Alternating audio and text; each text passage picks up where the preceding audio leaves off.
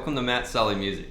In this video, I'm going to show you how you can use triads to create some of your own musical ideas, either in a song you're writing or maybe a song you're performing for someone else. To begin with, let's go over what a triad is.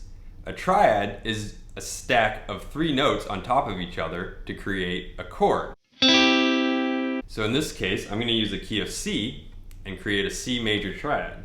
So I start with C, then I skip a note, so I go C, D, E. E is my third, and then I skip another note, F, G, to get my fifth. So I have root, third, fifth, and that is a major triad. Now, because I'm dealing with 3 notes, I can actually rearrange them to get another version of this triad. So if I take the root and move it up an octave, I get E, G, C, or a C major triad in first inversion. Now, if I take that third and move that up an octave, I can have a C major triad in second inversion. So I have fifth, root, third. This triad is also fairly stable, but not quite as stable as the root position triad, since the fifth is in the bass rather than the root. Alright, next let's talk about the minor triad.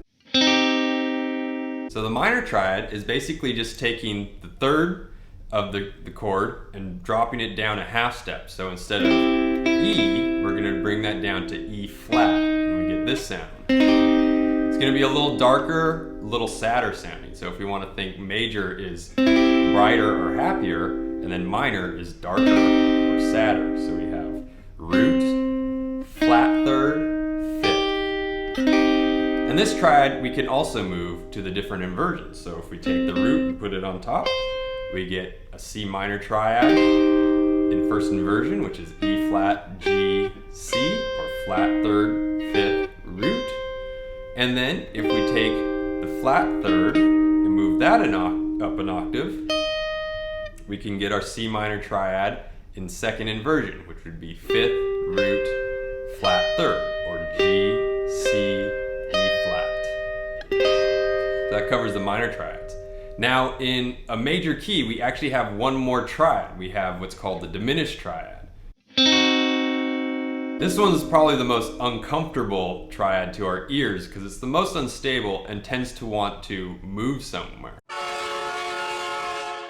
Now for the diminished chord, what we changed is we lowered the fifth down a half step. So we have root, flat third, flat fifth, or C, E flat, G flat. And we can also put this one in inversions as well. So if we put it in first inversion, we get E flat, G flat, C, or flat third, flat fifth, root. And then we can have second inversion, which is flat fifth, root, flat third, or G flat, C, E flat. This triad is usually thrown on top of a 5 chord in a major key to get a dominant 7 chord. And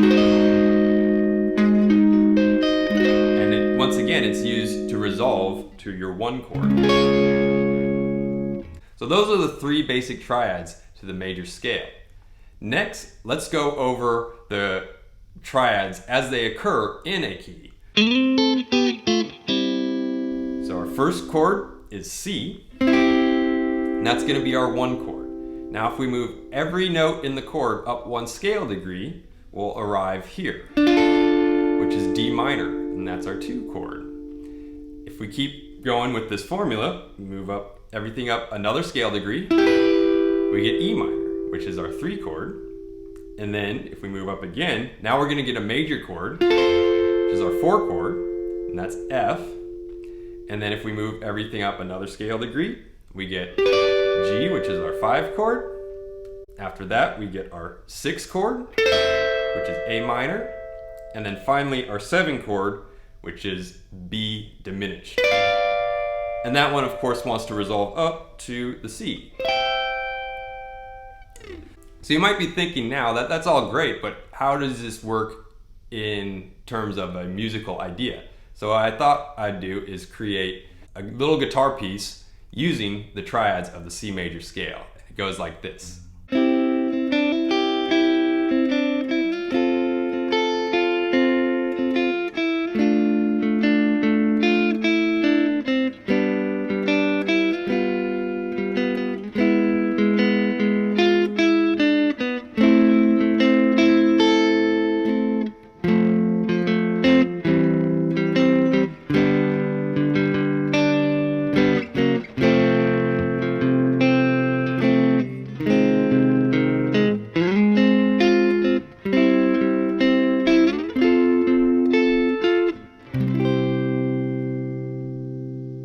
So there's one of several different ways you could use triads to come up with your own musical ideas. If you have your own way of coming up with musical ideas, let me know in the comments down below. And if you're new to the channel, don't forget to like and subscribe, and I'll see you in the next video.